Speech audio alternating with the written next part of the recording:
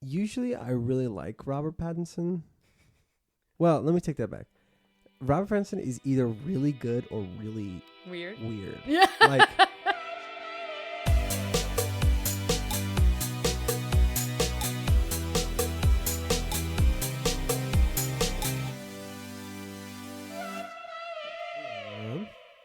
okay. First reaction to Take 17 of this podcast. Take 17 of Mickey 1. Of Mickey 1. I was actually thinking, I was like, could this be the 17th episode? Should we release it as the 17th episode? Yeah, I'm thinking maybe we should lie and just see a bunch of movies. Or just do a bunch of recordings of rewatches. Yeah, like do release this later. But we're pretty close to 17 though. We've got to be up to like 13. Yeah, I don't maybe know. we should rig it just for namesake. Either way. This is Mickey 17. First impressions. Twilight 17. No?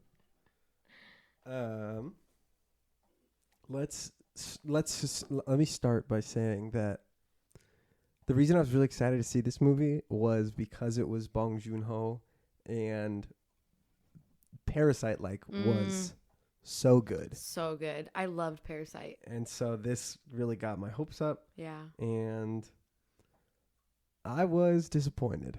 Okay. I was waiting.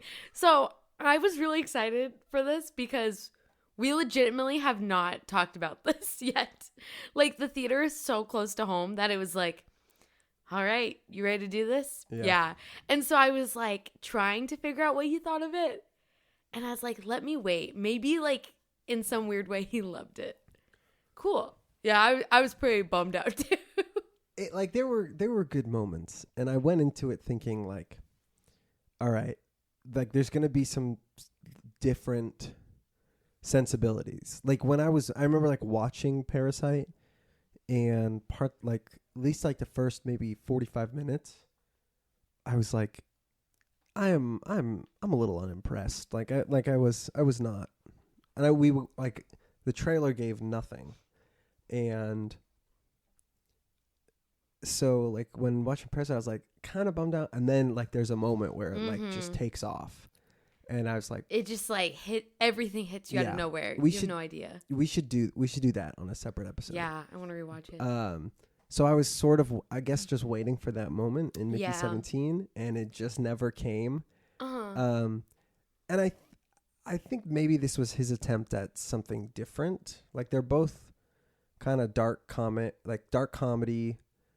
and like satire of real world events. Yeah. And sort of just like inspired by his own commentary on what is happening in the political sphere or global global politics. But this one just felt like it was a little more like he was trying to make it theatric and trying to make it like this sci-fi thing, and I wasn't pulled in or captured by any of the characters. I was thinking that too. I was like, I wasn't really emotionally attached to any characters. The characters I had strong feelings for, it was because they got on my last nerve. Like, I was so irritated for like 80% of this film. And I think there's usually a healthy amount of that with the antagonists in films. Like, you want the audience to understand. You should hate the villain. Yeah, like you want them to understand, or like sometimes you are irritated to kind of show like, hey, in contrast from the protagonist. But no, I was just like upset, and I didn't enjoy the other characters enough to like make that worth it. Does that make sense? Like I feel like my blood pressure just like went up. Like I was just like upset for most of the movie. Yeah. It is ironic that we saw this weekend and Sinners last weekend, with it being the main character is twins, and they're portraying like two opposite temperaments, you know? Like in Sinners, one of them's a little more out there, motivated, like foot forward, and then the other one's like reserved and cautious and stuff. And on this one, it was like one of them is introverted. Mickey 17 is like introverted, scared, shy, and awkward. And then Mickey 18 is like angry and extroverted and like actionable, you know, like they're different, you know, opposite ends of the spectrum. With the whole duplicate thing, it reminds me more of Severance rather than Sinners. I think people who are interested in Severance and the show and really into it, I don't know if they would love this movie, but I would be interested to see what they hear and just the whole like confusion of like, do they both have souls? Like, how does that work? Like, what's ethical about it? It's a very like, because it's sci-fi, because it's not real, and it's portraying like the possibility of something that scientifically isn't going to happen, or at least like anytime soon. And so like morally there is no right or wrong answer. Like, it's not the way the world works, so you can't really say with certainty like the innie should die, you know, or like in this case you can't really say like Mickey 18 should live, or you know what I mean? Like it's not real world. This doesn't exist. So like we don't make those decisions. With that, should we give like a short summary of what the movie's about? Sure. I feel like at this point, if people are listening to episodes, it's because they've seen the movie and they're like, oh, I'm going to go. So most people have seen it, but we also never tell people we're going to spoil everything. I think we should be a little bit more upfront about that. Spoilers will be everywhere. Yeah, that's fair. Big spoilers. Call us rotten because we're spoiling. Maybe I'll record like a thing that's like, just I put at the beginning of every episode. It's just like, an apology. Hey, just so you're aware. Begging for forgiveness for the past episodes. I like when you summarize them if you want to. You want me to? Dang, it's hard to like, it is kind of hard to think back up to the very beginning. Just like the opening scene and how it jumps back. But essentially, Mickey Barnes is a guy far in the future who's he boards a political embarkment, a spaceship that's going to go colonize another planet. And he's trying to get away from like a loan shark on Earth. So he signs up to be part of this Expendables program where this political figure and the organization that he's a part of and the scientists behind them wanting to go colonize another planet, they will duplicate him when he dies with restored memories so that essentially he doesn't die, he lives. But he gets reprinted with the same memories and the same DNA every time he dies. And so they use him as an expendable soldier, mechanic, you know, whatever, to go accomplish missions. And then if he dies, they just reprint him and he does it again. And because of the like moral issues and the political backfire that a lot of people like that's going on Earth about Expendables and about duplicating and cloning, they limit it to just one guy, so it's just Mickey, and they never do it twice. They never print duplicates until he goes out on a mission. They think he dies, but he doesn't. He comes back, but they've already printed a duplicate of him. The duplicates meet, and then from there, there's, you know, an entanglement with a love interest, and that kind of blows up. And then he goes to sort of thwart. He gets involved with the political leader that's leading this campaign to go colonize the other planet. He finds out like about his plan to kill all the creatures on the planet and how like kind of horrible of a dude he is. And so they end up stopping that plan at the sacrifice of Mickey 18. Somewhat. Was that how close? What am I missing? Again, spoilers everywhere. I was just thinking like what the trailer tells, but yep, that's the movie.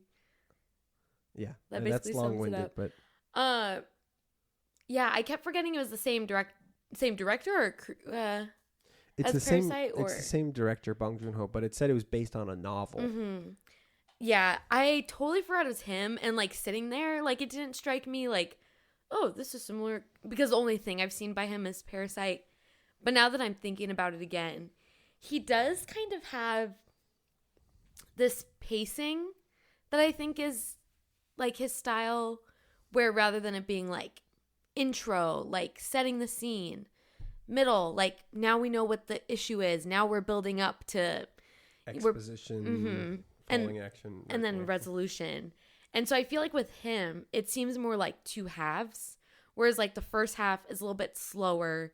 There might be some flashbacks. Like, I don't remember if he does it in Parasite, but in Mickey 17, they did it a lot in like the first half of the film, where he would be experiencing something, and then the next like 5 minutes was just going back in time to explain to you, how did we get here? Like, you know, just like the beginning of the film, we have like that first shot, and then they give backstory to how he even got this job, and then like 5 to 10 minutes later, we're picking up from the same first shot. So he kind of tends to do that a lot in the beginning, which slows it down. And I kind of thought they would do that for the whole film. Like, okay, like it's going to be a lot of internal dialogue, and this is going to be a lot about how this character, what his relationship with death is like, and how being an expendable makes him view himself. But then once you get to the, like, okay, like the clones are meeting, like this is pretty much like the crazy part. Like the second half is very different pacing. It's very action oriented. Everything is like tense all the time. Like emotions are heightened. We're done with the flashbacks except for like towards the end. But yeah, I felt like that was similar to Parasite in that it's like, we're going slow. Let us explain to you how we got here. Like if you remember in Parasite, we haven't seen it in a while, but the beginning is very much explaining like these people are about to do crazy stuff, but it's explaining like, we really needed a job and this made sense and this isn't hurting anyone. Like, we're just going to lie about this and everyone wins. And it moves very slowly. Like, you don't feel that stress. And then the second half is just like nonstop insanity. So with this one, I didn't feel it was the same levels of like shock, but kind of similar pacing of the second half was just like, everyone's trying to kill somebody. Yeah. Yeah. I don't know how you felt about this. I thought there was a bit too much happening in this film. I did too. There were parts that I was like, oh, this is a fun sci-fi epic. Like, you know, it's like spaceships and the future and what would life be like if you could clone somebody? What does that change about war? What does that change about, you know, science? There was that. And then there was like the like very weird romance that he has with Tasha, and then Tasha? I think it was Nasha. And then there was like the strangest part was like the political satire. I thought like the Mark Ruffalo and the wife, just like the absurdity in that thing. And I get like it was supposed to be so blown over, like it's supposed to be over the top, and but I just felt like it just got weird. Yeah, and I mean, if that was like the main point of this film, if that's like what they were trying to shed light on, like that's great. But I just feel like it was too many things he was trying to touch on. It was like the idea of mortality and playing God and trying to, you know, live forever. There's that issue. There was the fear of death was like another big theme. Yeah, which again, if we're just like digging into that, like you can do a whole movie on that. It could have been all about Mickey's life. Like that was a weird thing too, is like they would for a second like drop this bomb of like he thinks he's being punished because he thinks he's at fault for his mom yeah. dying. They like randomly go there and then don't do anything about it. And then barely, the only time they ever touch on it again is when he's walking out to go complete the mission and kill, like cut off the tails. Yeah. Yeah, I was. And then I think with the whole worm thing, I was like, oh, maybe like we're also talking about like animal abuse. But then it was also the idea that these humans were technically aliens to this planet.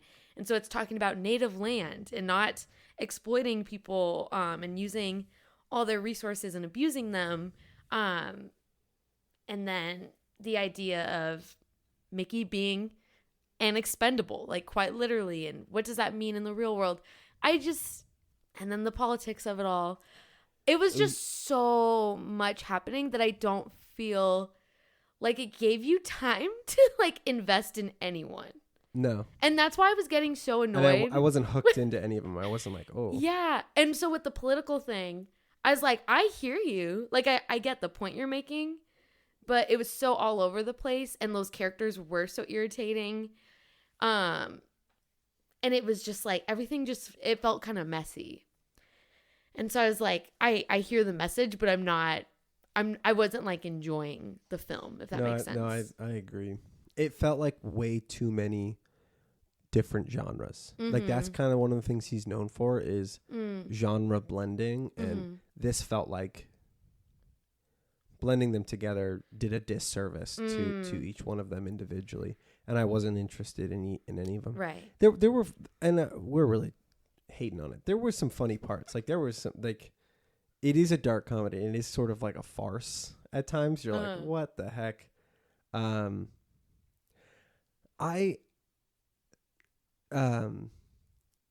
It's funny. One of the questions that we have on the sheet is, the fast round is, would you read a book version of this movie? And this is based on a book. So like, I guess that's part of it is like, he's just following and taking what the book has and probably cuts a lot out, that might be helpful. But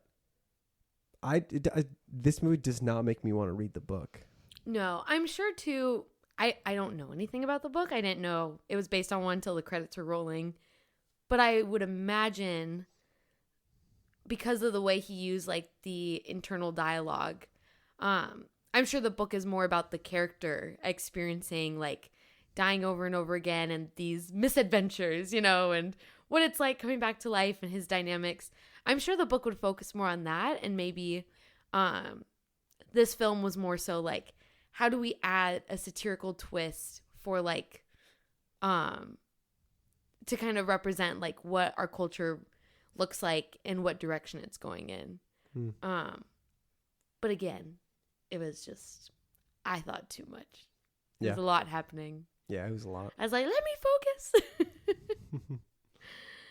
Yeah. I was like, and now there's two of them and I don't know which is which. I assumed it was going to be that. Again, I'm always assuming that it's going to be, you have to, like one of them, somebody has to kill one of them and they don't know which one it is. And they have to figure out, I always think it's going to go there, and it didn't. Well, and that's how this is very different from,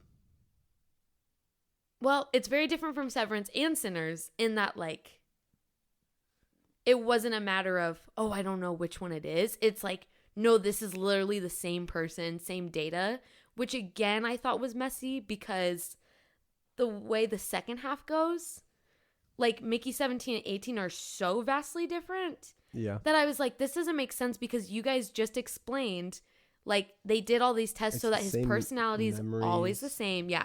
Memories are always the same.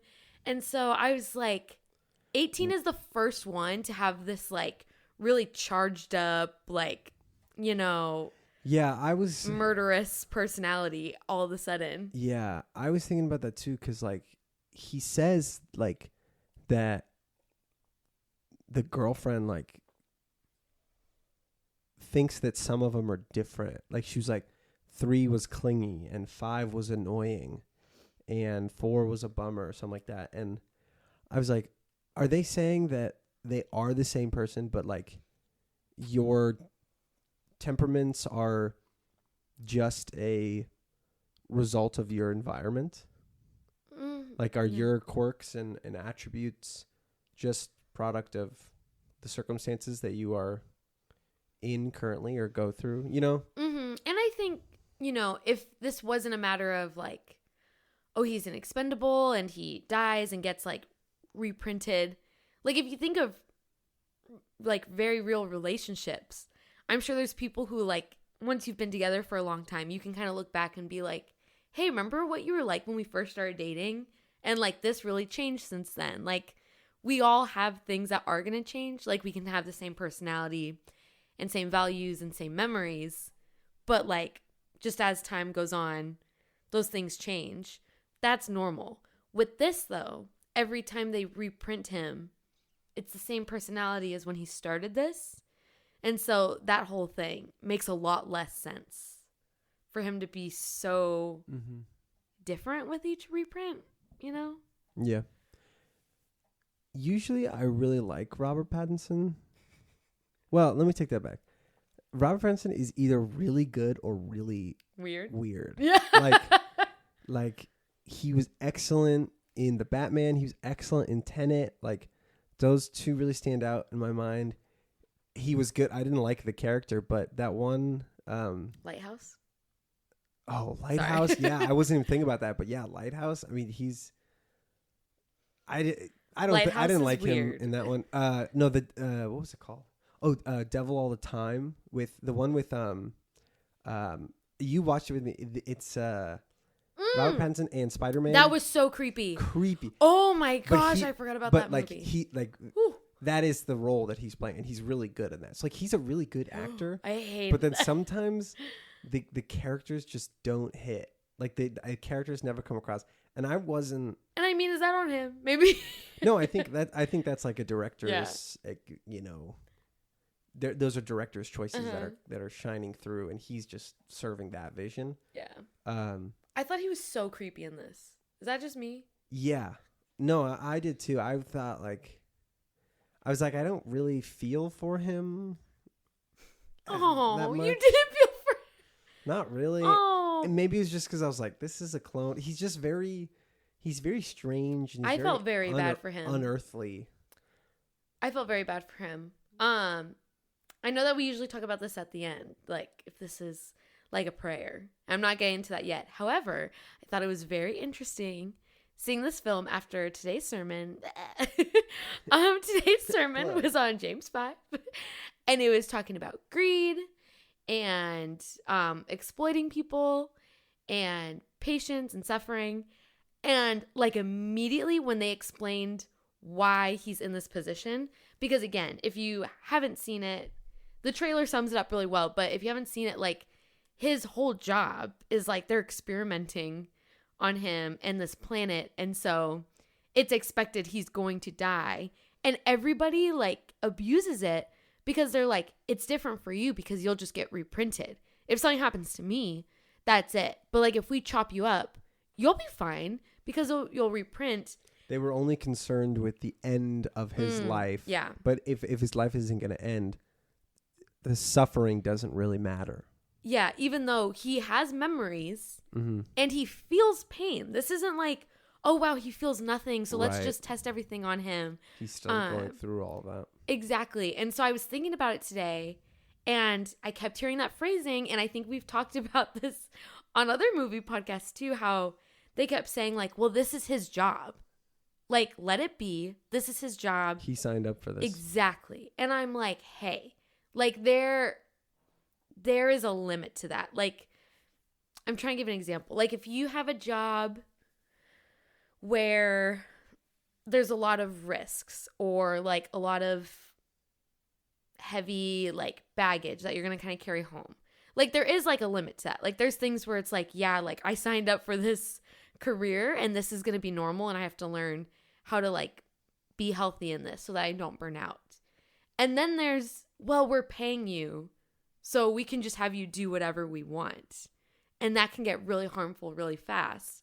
Especially, I think, in this film, when they gave his backstory, the reason he ends up doing this, he doesn't even read about the job.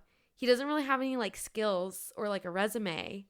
He's trying to get away because everything's just kind of a scam. and he's just being like manipulated. He's a vulnerable group. Yeah, and so he is on survival mode literally before he gets this job. And so it's like I need something. And so he does it, and he like continues to do it even though it's a really awful job. And again, people just do whatever because, oh, we'll just reprint him. And so again, I think that was the theme that probably resonated with me most out of all of it, was just, no, that's like exploiting humans, and you know that he doesn't have another option. And you're torturing him. You know what I mean? Yeah. Like, you know that he has no way out, and you're using that to your, not even like advantage. Like, it's not really serving anyone, like torturing him. It's just like careless, you know? They're not viewing him as a person. It's just like a thing that got printed. Yeah. So I did feel for him. Okay. Yeah. No, I did too. I hear you. He was fair. Weird, but no, I felt for him. Well, okay, so let's talk about like the Christian lens on it, because that's also a strange part of the movie is that I like hated the way the quote unquote like church is like a political backdrop. Like the church is a political figure. It's like one guy who's like the head, and he's like influencing and telling the sort of evil political leader, who is obviously a satire of Donald Trump. Like that, he hits that on the head, dude. hard. It was so and that like that's a lot of movies talking about that. I don't really want to get into like that side of it, but what did you make of the church being like the backdrop of that? And like, yeah, I don't know. I was very confused. And can I answer your question tying in Sinners? You can. So if anyone has not listened to our episode of Sinners or seen it, I highly recommend it, because I think whatever I'm about to say will be very spoily. I think both of those films used like Christian and like early church themes and everything to kind of make a point. In Sinners, they did it in a very dark way, but I feel like it was more purposeful to kind of show like, hey, here's the ways people have used this to abuse people and to nitpick parts of Bible or part of the culture to get what they want and to hurt people. And so for Sinners, I felt like it made sense, and it tied into it. It tied into the historical themes too. It's a warning or a caution. Yeah. Yeah. And so with this, I really didn't like the way they did it. It just felt like it was poking fun at Christianity. I didn't feel like it made the messages any clearer. I get it if it was trying to, again, be like, hey, this is like a Donald Trump character. But again, like if that's what you're saying, like one, he made it very obvious that's who it was depicting. And so I'm just thinking, if this is supposed to be a satirical film, like what about kids who are going to watch this like 30 years from now? And like, how can they apply it to whoever is president then? Like this was like trying to be so specific. And so it felt like they were just using like church and Christian like terminology to like make that point, like, hey, this is supposed to be Trump. But I was like, okay, like I already get that's what you're depicting. I didn't feel like it served to the message. I was wondering, are they saying like this is the way Christians use people? And maybe that's true, but I didn't connect it that way. Again, it felt more like making fun of Christianity rather than making a point of, hey, Christians need to stop doing this. Does that make sense? Yeah. Which again is why in Sinners it clicked more for me. It was like, hey, here's these different groups that believe in the same Bible, same God, and these people are using it for evil and for harm, which like has happened, tale as old as time. And so it was very relevant. Whereas with this, I was like, you're just making fun of like prayer. You're making fun of like Christian words. And so I thought it was pretty distasteful, honestly. Yeah, it didn't really resonate or come across to me. Especially and I'm all for movies that, sort of like challenge. yeah, challenge like Christian figures in the world and like the Christian culture. Like I love me a good Hunchback of Notre Dame, or like like the church worker's the bad guy, right? But if it's to highlight, hey, this is what's wrong and this is what needs to change. But this felt like it was just satire to the point of I don't want to say like mockery, but like I was thinking that too. Like just farce. That I was like, I don't see how this really applies, and I can't gain any good insight onto this. Like, it's not a commentary on the world; it's just like an opinion. Right. When you tied in the sermon today, that makes a lot more sense, and I feel like that is this was the sermon. This was God's timing. Like, hey, because throughout the whole movie, I was trying to view it like, where is sort of the, Christian tidbits that we always try to pull from movies especially when we're on the pod.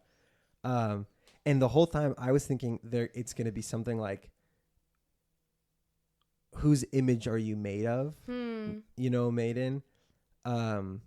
Just because like when you're printed, they kept using that word, like print, like the same way you do an image. And I was thinking like, oh, maybe that's where the inspiration came from, where they're like, somebody hearing you are made in the image and likeness of God, and you're like, oh, I'm a print, like I'm a copy. And so I thought it was going to be like more wrestling with his identity and wrestling with like, which I think would have been more interesting. As a clone, what value do I have? How am I different from this person? Am I like worthy of the things that person is deserving of, I just felt like there was so much more that they could have done with that. But that wasn't explored really. In any capacity. And like, again, this was my criticism of Robert Pattinson. Both Mickey 17 and 18 were just kind of weird, and I didn't understand really either of their motives. Right, and again, they were so different. Like he played them very differently, which I'm sure wasn't his idea. I'm sure that's the way it was directed. But again, sorry, I know we touched on this earlier. When they bring up again this trauma of how he and his mom got in a car accident, that was a very big deal to like all the Mickeys we got to know. Well, at least we see it with the initial one. Like, we know that before he goes into this program, that like trauma is kind of brought to the surface. Like a guilt there, yeah. Yeah, and then Mickey 17 brings it up, and Mickey 18 processes it completely different. He goes, it wasn't your fault. It was like a recall in the car. And I was like, so all of a sudden you have this different memory, different demeanor. It just... Yeah, I'm still trying to think of what was different, I guess, for that Mickey 18. Yeah. Like, just the knowledge of knowing that somebody who is my DNA, or that I was printed from, existed before me, so I'm not really responsible for that. Like that, like Mickey 17 is taking the guilt or blame or credit for that, so I don't need to. Sorry, let me move the mic here. I don't know. I'm unconvinced. Yeah. Also, going to the Christian lens and all the things, I also thought this was a really great cautionary tale of, this is why we are not God. And that's another thing I was kind of expecting. And because I was wondering, okay, they're kind of mocking Christianity. What's the point they're trying to make? And I was like, I don't feel... It just felt very ironic because the main guy, Mark Ruffalo's character, who's this like psychotic leader, he is very much this character who's trying to play God. He's trying to get a new planet ready for people to go. Wants a perfect race. I hated that. I hated that. On this perfect white planet. Oh my gosh. That was so disgusting. And I know Mark Ruffalo was just playing a character, but I was like, I hate you right now. Like, that was Yeah, that was a whole other thing. The sauce thing was like also just so wildly it's kind of ridiculous. Like I thought at first I assumed it was like these like it's depicting the upper class or like political leaders or whomever, like it's predicting the wealthy people who are so disassociated from the common person's struggle that the things they care about and pursue don't really matter, like, and are not like only if you're super wealthy can you afford to like really care about and spend a lot of resources on the like perfect sauce or whatever. But then like the ending scene where she's like printing him out and still having him taste it. I was like, it kind of felt like a bit like just like overused. Like, I wonder if I make a sauce. Which she was terrifying. She's terrifying. Like she's a great actress. She's you've never seen Hereditary? No. It's a scary movie. She is like she's really scary in that. I bet she was scary in this. Yeah. I was like, oh my gosh. She was like a serpent to the ear. Ooh. Yeah. Great actress. It was scary. But yeah. I don't know. And you know what I wish? I wish Mickey would have gotten with the girl who like goes to the dinner. I don't. I liked her. I was like you. But he you didn't. Mickey. Yeah. Like his. But I didn't like Nasha. She that whole thing was weird. Yeah. Like they're both on the drug, and all of a sudden Nasha's like an insane person. I think her reaction to there being two of them was very out of her character. Because his whole thing throughout this film is how like he is the only person who has been there for him and like cares about him and cares about his well-being. And so if she knows the laws, I feel like her first reaction would have been like, we need to figure out what to do. And instead she was like excited. And I was like, no, like the person you're in love with is going to die. And so I just felt like it was very out of her character to be like, this is so exciting. Like, what can we do about this? Like, yeah, I just thought she would have. How can we get away with this? Yeah, I thought she'd have more of a grip on like, no, this is serious. What can we do to make sure you're going to be okay? Yeah, that's why I didn't like her. But I don't think it lined up with the rest of her character. I think the rest of her, like, well, yeah, okay. Throughout the film, it seems like she's pretty caring and like wants things to be better. I just thought that moment was very like, is she cloned? Like, who are you? Well, okay, so then that's the other thing. Is like there's this like drug dealing. Yeah. Like oxy thing that I'm like. It was just so much. So many different happening. Flavors, so many different themes. Like I can't nail down one theme of this movie. Yeah. I also was like, I felt like they also built up when they gave the recap of why it's illegal to have duplicates. Like, this is a really big deal. So, hey, wink, wink. If it happens, wink, wink, that would be really bad. Wink, wink. And so when it happens, it's like, okay, they're doomed and they got to get out. It took forever to like get them to a point where they're going to die. And then it was like this like negotiation of like, we'll send you out. And if you don't do what we say, we're going to blow you up. I was just like, you built up that this was such a big deal. And it kind of feels like everyone kind of forgot to kill them. Yeah. Like it just went on for a while. And so again, it was like, what are we supposed to focus on? So this movie to me well, you know what? It was trying to be Everything Everywhere All at Once. Where it's like, you can't nail down the genre, and it's so many like Everything Everywhere is a kung fu movie. It's like this ridiculous. There's different versions of yourself. Multiverse. There's like this it's like a multiverse movie. It's this existential like about life and death and the meaning of existence. It's also about like taxes. It's also about like immigrant families. Like it's so many different things, but they all blended together so well to tell one story about the mom and like kind of like it does the service of showing her journey and showing like her journey. There was nobody in this movie that I was following their journey and expecting them to be different. You do get that with Mickey 17 at the end. Like, he's very different. But none of that really was like him. It was all like things that happened to him. Yeah. And I don't feel like, I just wasn't as interested in his journey. And you don't feel for him. I didn't feel, I'm not empathetic apparently. Wow. Well, you can really tell we didn't love this one. It wasn't like the worst. Like, it was. I don't want to see it again. No. And I'm glad we only paid $7. Yeah. Total. Yeah. So $3.50 each.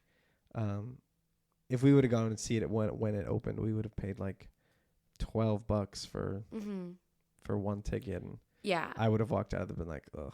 And I am glad we saw it. Like, we were curious about it. I feel like this inspired me to just rewatch Parasite and appreciate it for what it is. Yeah. And there were some cool moments. Probably it was like, oh, I just like, let's go see something on the big screen. And like the creepers, the monsters weren't like, they weren't that scary. No. They were just like mammoths meet the worm from Dune. Yeah. Yeah. Woolly worms. Yeah. The other thing I'll say on the Christian lens is, like, I thought too at the end there was going to be a real, like, as soon as the thing says sacrifice, like one, like trade, like one life for one life, I thought it was going to be like Mickey lays like, down like his life. yeah, laying down his life, and he does kind of at the end. Yeah. Well, but it's to kill the leader. Yeah. You know, it's not to like. And he will not be coming back to life. No. Yeah. That's I was like, oh, maybe what'll happen is like both Mickeys will die and then they'll reprint him. And I was like, oh, it's like a resurrection. It's like 3 days later. But that didn't happen either. So I was expecting more from that interaction, and that like sort of whole climactic end is Mickey 18 choosing his own life, his own life. And that, like, that is a cool thing. Like I do love when movies, like, I do love a good, like, I'm going to lay down my life for somebody else in a movie. But this didn't really hit that hard because it was like, it was situational. Mickey 18's motivation was out of anger. He was trying to kill that political leader. It wasn't really, I don't think it was out of like, I want Mickey 17 to live on. And I like, you know, I don't think it was so that Mickey 17 can continue on with Nasha and the human race can still exist, and they can, and it wasn't saving the creepers either. No. It was out of anger, and I was like, this doesn't track the same. Yeah. So, any other thoughts? Any favorite parts? Any things that were funny? Not really. Yeah. The music. We didn't talk about the music. The music choices were bizarre. I'm trying to remember. It was all like piano. It was all instrumentals. And I get like it's a foreign film, so it's like the sensitivity is going to be different. The comedy's going to be different. I thought like there were just some real ridiculous things. I was like, that's kind of funny, but not. I was never rolling on the floor laughing. No. Sorry, I'm trying to think. I know, I'm kind of drawing a blank now too.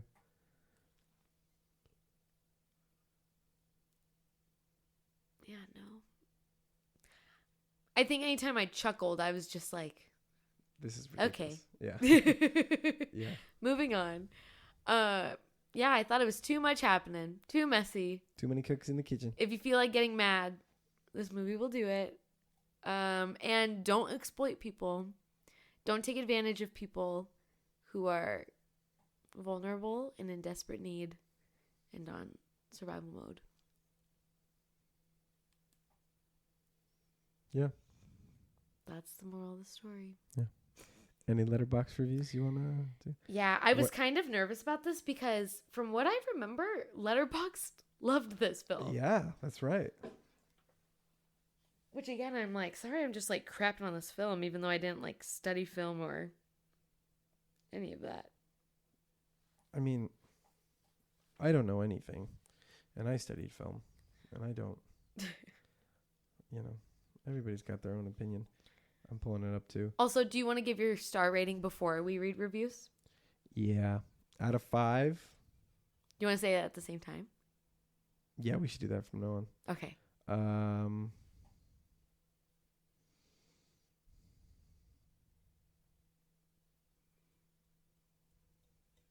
Okay, I'm ready. Okay. 3, 2, 1. 1. 1.8. Oh, okay. Wow. 1 out of 5. So yeah. Okay. Yeah. That's yeah, I that's know. low, man. Okay, wait. Now I understand it. I saw this review before we saw it like a long time ago, and I had no idea what it meant. 4 out of 5 stars, and they said the challengersism of that one scene. Did I not say it was giving challengers? Yeah. If you watch it, you'll understand what we mean. So that's one review from Letterboxd. 3 out of 5 stars. Challengers, Trump, and Minecraft. Does the Minecraft thing have to do with the worms? Yeah, creepers are like an animal, or not an animal, a monster in Minecraft. It's like that green thing. In Minecraft, like the green things, and they blow up. Sort of not similar to the creepers in Mickey 17.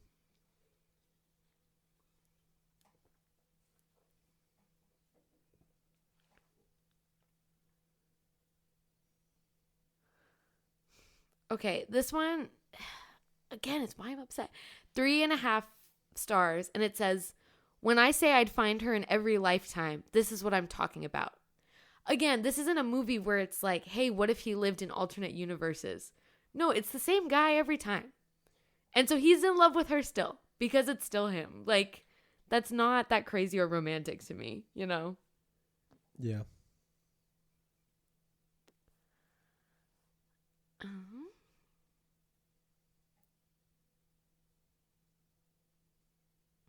Oh, this one they didn't put a like star rating, but I understand this. They said we could have cut at least 2 subplots to make more time for the one about Mickey trying to open a macaroon store. Yeah. Yeah. Honestly, like, there were just so many characters that I was like, where did this come from? The guy who like reviews the board, or like the council or whatever, the committee, I think is what they called it. This girl scientist who like creates the thing, the translator, all of them were just like, where did they come from? Okay, this one's funny. 4.5 out of 5 stars. When your anxious innie meets your obnoxious outie. Again, Severance reference for anyone who's seen it. All right, I feel like I gotta do one more. OMG, we, and then parentheses, pathetic little men, are so back. That's funny.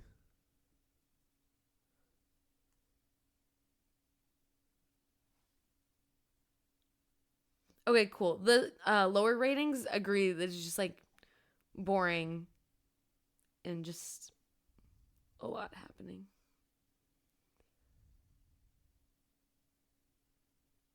Do you want to read one more?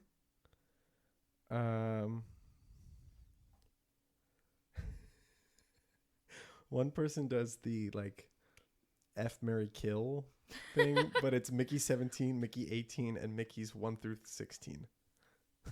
Oh my gosh. That's funny.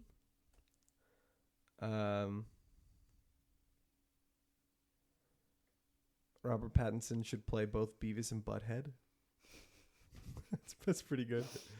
Oh, 2 out of 5 stars.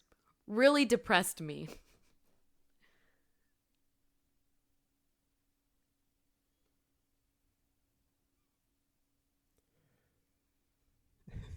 Mickey, 3 out of 5. Oh, yeah.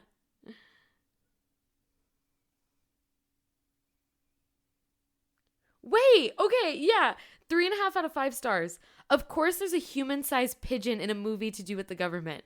Wait a minute. Did they ever explain why that guy was in a pigeon suit? No. That again. This was so That's chaotic. why it's like it's a farce. It was just so much. I don't know. Okay. Any other ones from you? Let me find one more. Now I'm thinking about the pigeon. I have no idea. Was it like birds aren't real? But nobody acknowledges that the guy's in a pigeon suit. He's still at the end? Yeah. He's in a pigeon suit? Yeah. Call us by our name. that makes me laugh. That's funny. That's pretty good. All right, sorry. One more. Here.